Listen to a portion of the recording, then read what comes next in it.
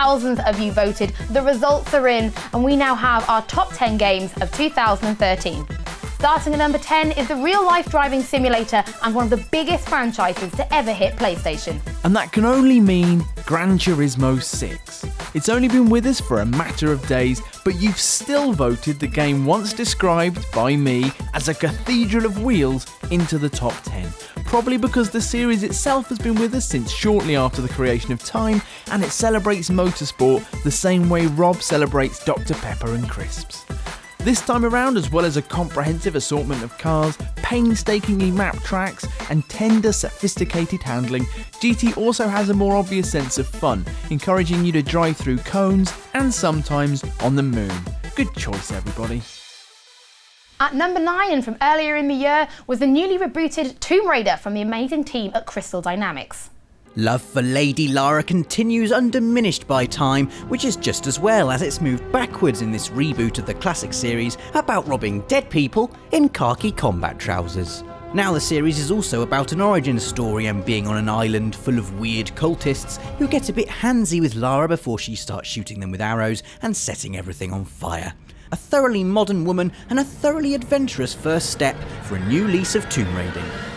At number 8, and making its debut on the PlayStation 4 as a release title, was Killzone Shadowfall.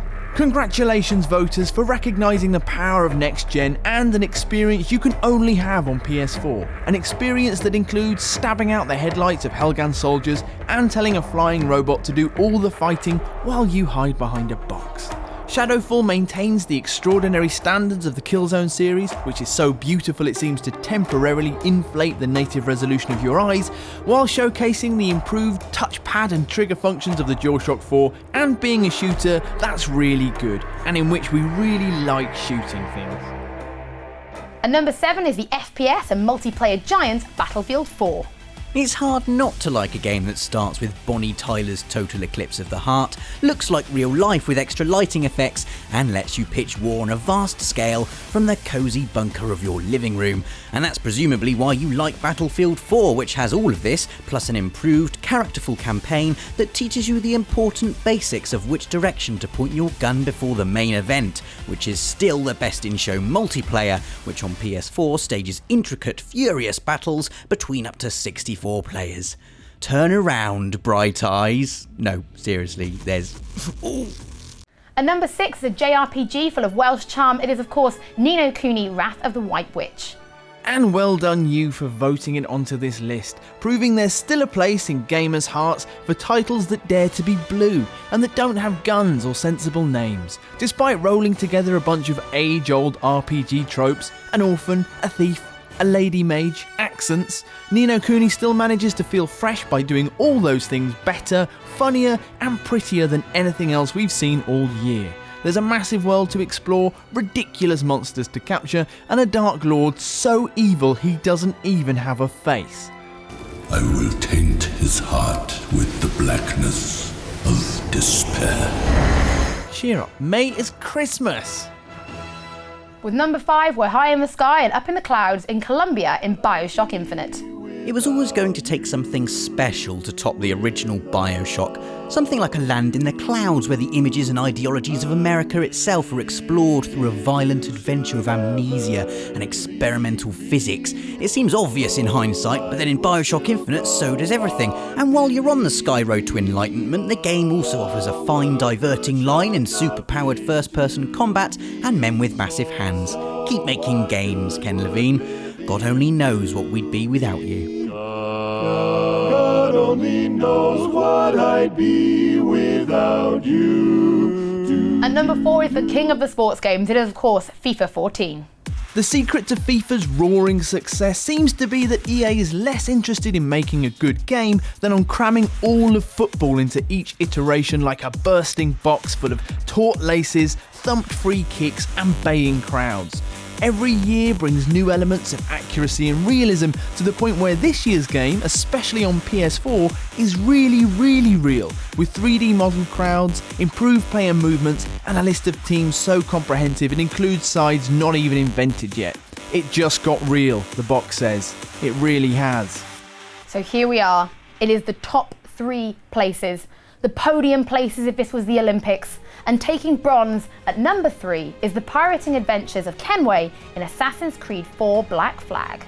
Although swaggering human knife rack Edward Kenway would probably prefer gold, what with him being a pirating scoundrel with dreams of retiring to an island made of money and rum.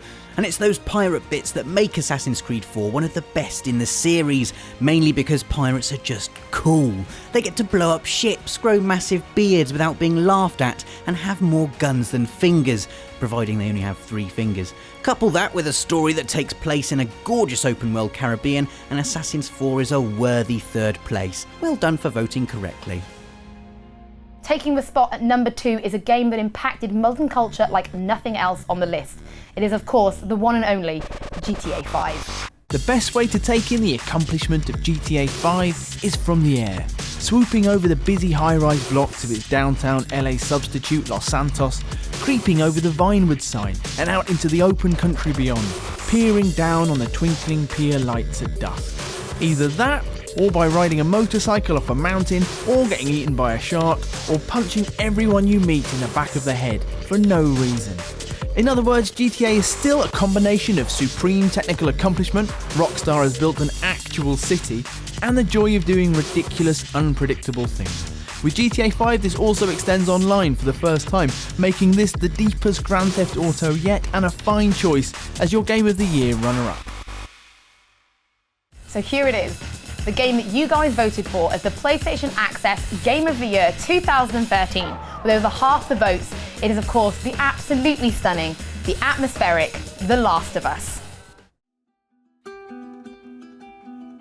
I need something smuggled out of the city. It's just cargo, Joel. This wasn't even close. Even with Bioshock, GTA and all the delights of PlayStation 4, your votes overwhelmingly chose Naughty Dog's post-civilization survival drama as the best game of 2013. We couldn't agree more. Do you remember Tenzin in Uncharted 2 and how much you wanted to give him a hug? Naughty Dog does, and they set out to make a game where that kind of emotional tug between characters was the central pillar of everything else. So while it has brilliantly unsettling enemies, brutal, frantic combat, and shows us a world of beautiful desolation, the real secret of The Last of Us is that it tells a story of 2 lonely people that you want so badly to end happily that you'll do anything to make it happen.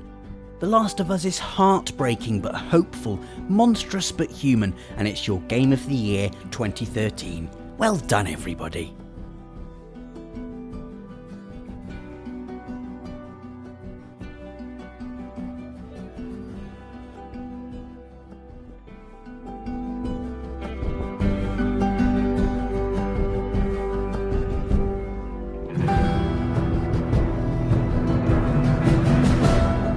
Can't be for nothing.